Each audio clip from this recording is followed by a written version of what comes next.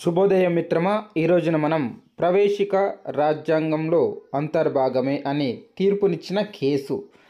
ప్రవేశిక రాజ్యాంగంలో అంతర్భాగమే అని తీర్పునిచ్చిన కేసు. ప్రవేశిక వివరణాత్మక పరిశీలన. ప్రవేశిక వివరణాత్మక పరిశీలన. వివాదాలు, సుప్రీంకోర్టు తీర్పులు. రాజ్యాంగ సారాంశం మొత్తం ప్రవేశికలో నిక్షిప్తమై ఉంటుంది. ఇది రాజ్యాంగంలో అంతర్భాగమా కాదా అనే అంశంపై సుప్రీంకోర్టు భిన్నమైన తీర్పులను ప్రకటించడం జరిగింది. 1960లో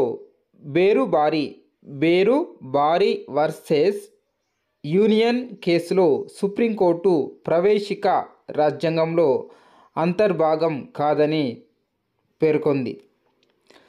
ఈ సందర్భంలో ప్రకరణ 143 ప్రకరణ ప్రకారం సలహా పూర్వక అభిప్రాయాన్ని చెప్పింది. కానీ 1973లో కేశవానంద భారతి కేసులో తీర్పునిచ్చింది. 1973లో కేశవానంద భారతి కేసులో తీర్పునిస్తూ దీనికి పూర్తి భిన్నంగా ప్రవేశిక రాజ్యాంగంలో అంతర్భాగమే అని వ్యాఖ్యానించింది. 1995లో ఎల్ఐసి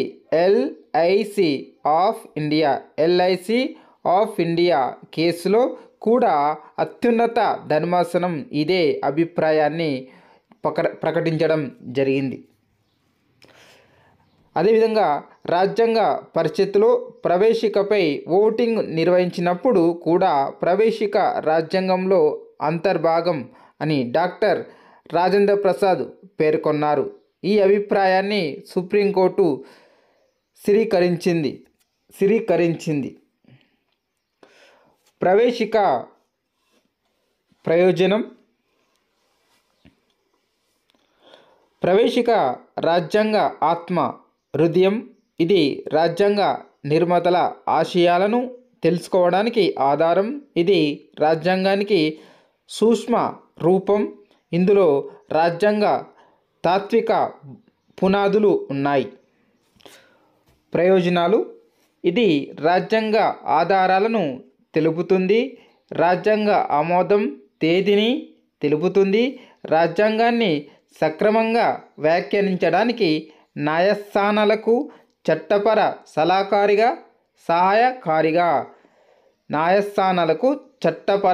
సహాయకారిగా ఉపయోగపడుతుంది. విమర్శ. ప్రవేశికకు న్యాయ సంరక్షణ లేదు. ఇందులో పేర్కొన్న ఆశయాలను అమలు పరచకపోతే న్యాయస్థానాలు జోక్యం చేసుకోలేవు. ఇందులో పేర్కొన్న భావజాలానికి నిర్దిష్ట నిర్వచనాలు లేవు. హక్కుల ప్రస్తావన లేదు. శాసన అధికారాలకు ఇది ఆధారం కాదు. సమకాలీన ప్రపంచీకరణ, ప్రైవేటీకరణ, ఆర్థిక సరళీకరణ నేపథ్యంలో ప్రవేశికలోని కొన్ని ఆదర్శాలు అమలుకు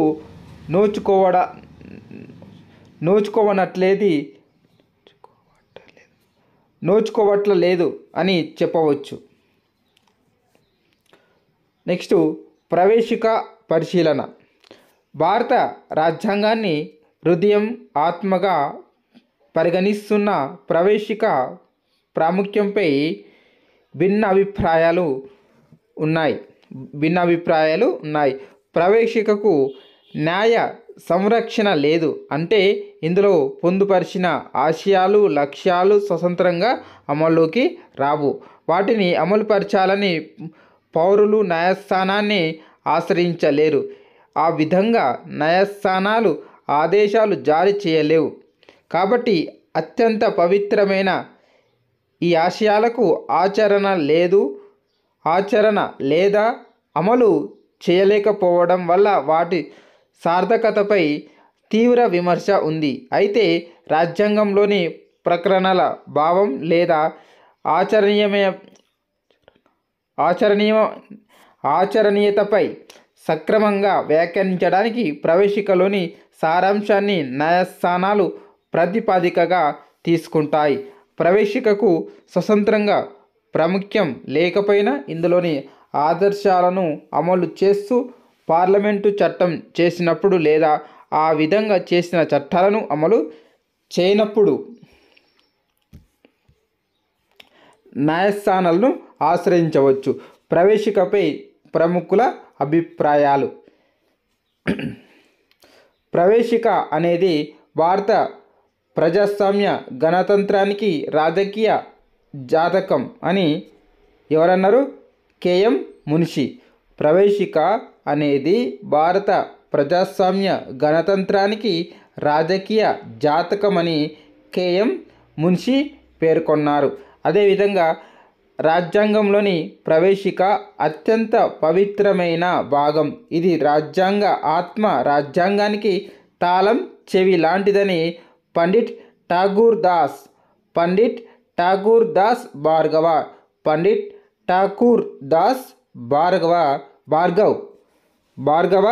భార్గవ్ అనే అతను పేర్కొనడం జరిగింది. నెక్స్ట్, రాజ్యాంగానికి ప్రవేశిక ఒక గుర్తింపు పవిత్రం లాంటిది.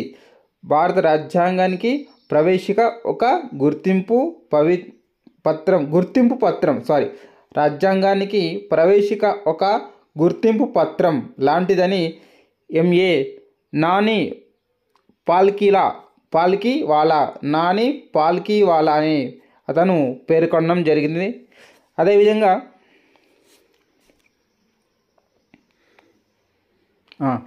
రాజ్యాంగానికి ప్రవేశిక కీలక సూచన లాంటిది.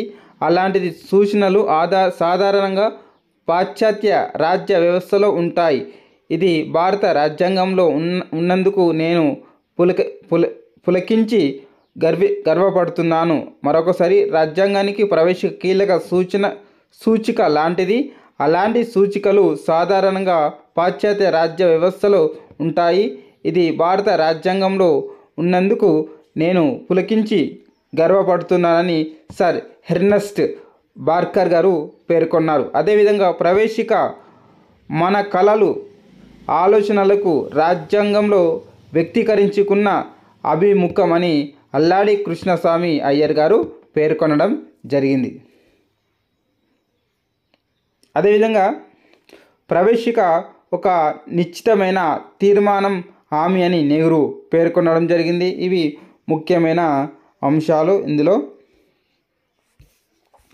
అదేవిధంగా ఇక్కడ వెరీ ఇంపార్టెంట్ అంశం ఏంటంటే ప్రవేశిక సుప్రీంకోర్టు తీర్పులు వివాదం, సంవత్సరం సుప్రీంకోర్టు తీర్పు సారాంశం.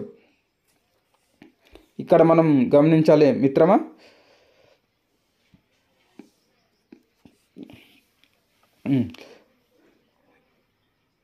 ఏకే గోపాలన్ కేసు సంవత్సరం 1950లో. సుప్రీంకోర్టు తీర్పు సారాంశం ఏంటంటే ప్రవేశిక రాజ్యాంగ ప్రకరణల పరిధిని నియంత్రిస్తుంది. 1950 ఏకే గోపాలన్ కేసు. అదేవిధంగా Berubari versus union case 1960లో.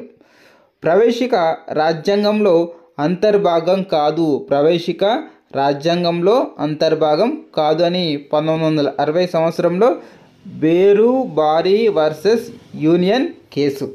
Next, Golaknath case, Kesavananda Bharati case.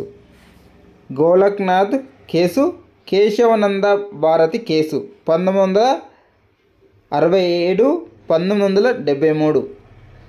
ఒకసారి చూడండి, 1967, 1973 గోలక్నాథ్ కేసు మరియు కేశవానంద భారతి కేసు రెండు కూడా. ఇక్కడ మనం గమనించినట్లయితే ప్రవేశిక రాజ్యాంగ ఆదర్శాలకు, ఆశయాలకు సూక్ష్మ రూపం. ప్రవేశిక రాజ్యాంగ అంతర్భాగమే మౌలిక నిర్మాణం పరిధిలోకి వస్తుంది, పరిమితంగా సవరించవచ్చు. ప్రవేశిక రాజ్యాంగ ఆదర్శాలకు, ఆశయాలకు సూక్ష్మ రూపము. ప్రవేశిక రాజ్యాంగ అంతర్భాగమే మౌలిక నిర్మాణం పరిధిలోకి వస్తుంది, పరిమితంగా సవరించవచ్చు.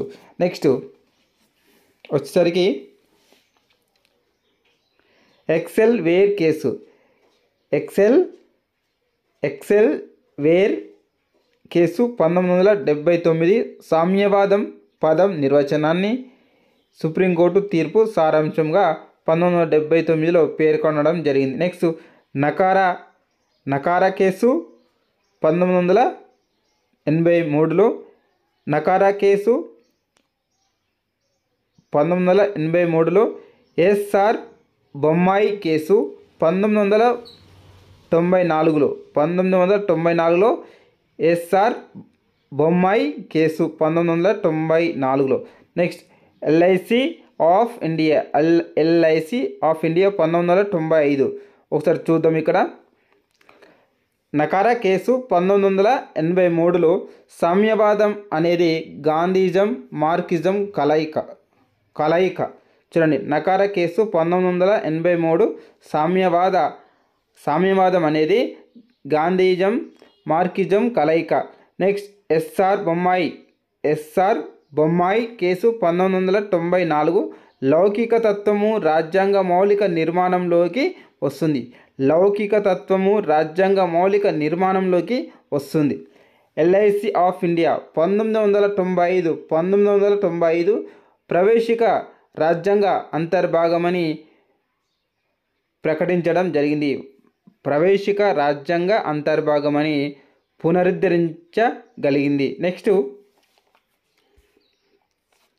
అశోక్ కుమార్ గుప్తా కేసు 1997. అశోక్ కుమార్ గుప్తా కేసు 1997 సామాజిక న్యాయం అనేది ప్రాథమిక హక్కు అని పేర్కొనడం జరిగింది. Next Aruna Roy case 2002. Aruna Roy case 2002 case సంవత్సరంలో ఉన్నటువంటి అంశము. విద్యా సంస్థలలో మత విలువల బోధన లౌకిక తత్వానికి వ్యతిరేకం కాదు. విద్యా సంస్థలలో మత విలువల బోధన లౌకిక తత్వానికి వ్యతిరేకం కాదని ఈ యొక్క అరుణా రాయ్ కేసు 2002 సంవత్సరంలో. ఇవి ముఖ్యమైన అంశాలు ఫ్రెండ్స్. ఈ వీడియో మీకు నచ్చినట్లయితే లైక్ చేయండి, షేర్ చేయండి. Thank you.